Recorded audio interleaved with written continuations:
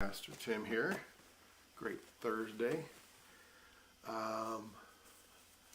myself all situated here.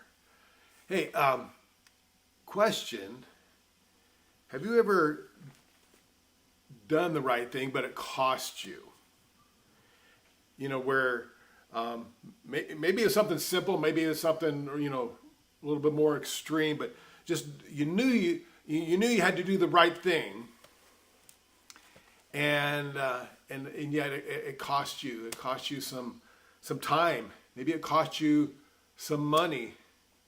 Maybe it cost you some relationship. But you knew you had to do the right thing. Maybe it was something as simple as yielding to someone on the freeway where you were all totally in the right, or you come to an intersection. There's this intersections where you're like, hey, it's my turn. Definitely my turn. And yet, you just said, okay, you have somebody else who's just wanting to go. And you just, okay, you go, buddy, you go. We do that. I think we do that all the time, but sometimes it costs us to do the right thing. Maybe it costs us in taxes where you have an opportunity, like I could probably get by with not claiming whatever.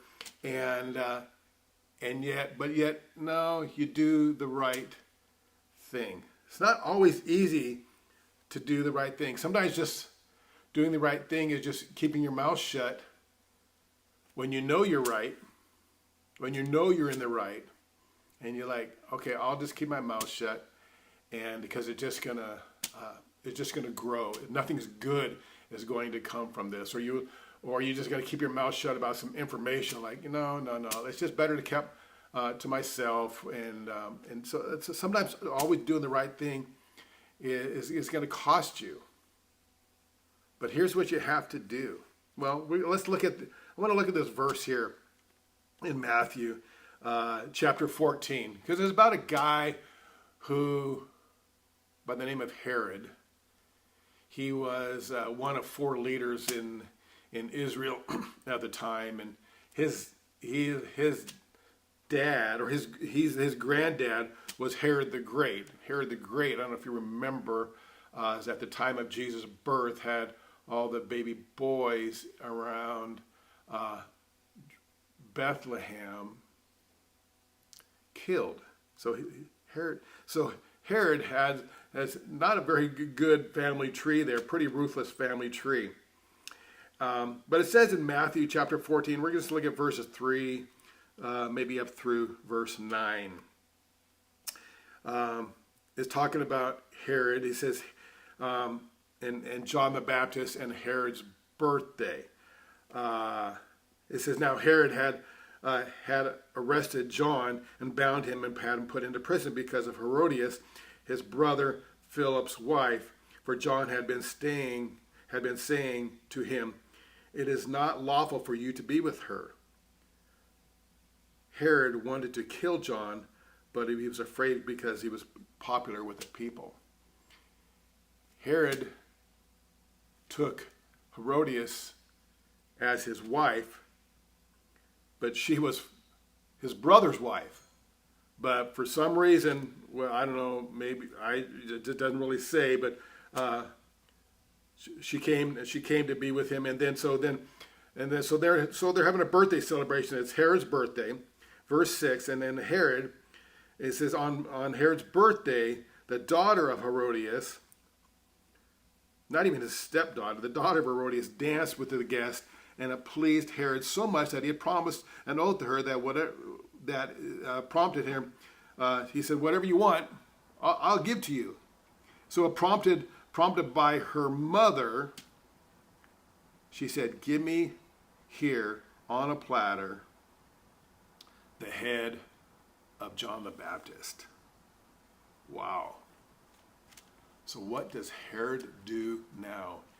He knows John is popular with the people, kind of thinking that this is pretty extreme birthday gift, pretty extreme promise. I didn't mean that someone's going to lose their life. So Herod's in this quandary, in this moment. Like, what do I do? What's the right thing to do? Obviously, we would say the right thing to do is like, no, Herod, you don't do that. And he says, but listen, verse 9, here's the key verse here. The king, Herod, he said, was distressed, but because of his oaths and his dinner guest, what does he do? He ordered that her request be granted. Because of his oath, he's been like, man, I should have said such a stupid thing. You ever said something and like, man, I just regret that? Herod, I'm sure, regretted that. And because of his guest, because of peer pressure, it says Herod granted her request. Sometimes doing the right thing was going to cost you. It would have cost Herod maybe his reputation there. Maybe it cost him some friends.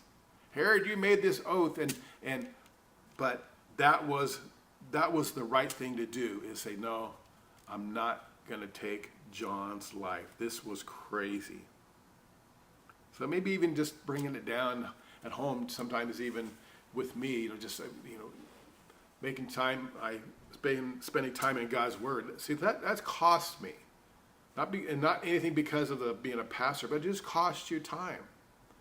But I know that's the right thing to do. I know that I'm not going to grow. I'm not going to get fed. I'm not going to get spiritually fed.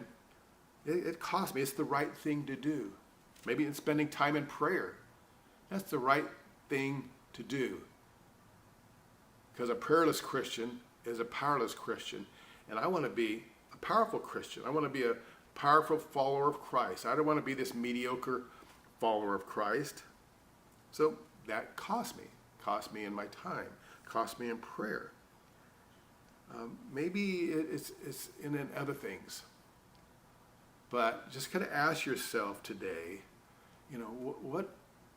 what is the right thing to me? You're going to come to a situation like that. Situation might just cost you something, and it's going to be the right thing to do, but it's going to cost you. So, but the thing is, what you have to do this ahead of time, is determine to do the right thing. Determine to do the right thing ahead of time. I'm going to do the right thing no matter what.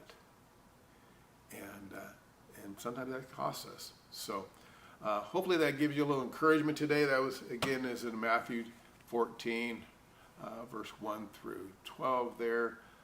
You can look at it when you get time. And so God bless you guys.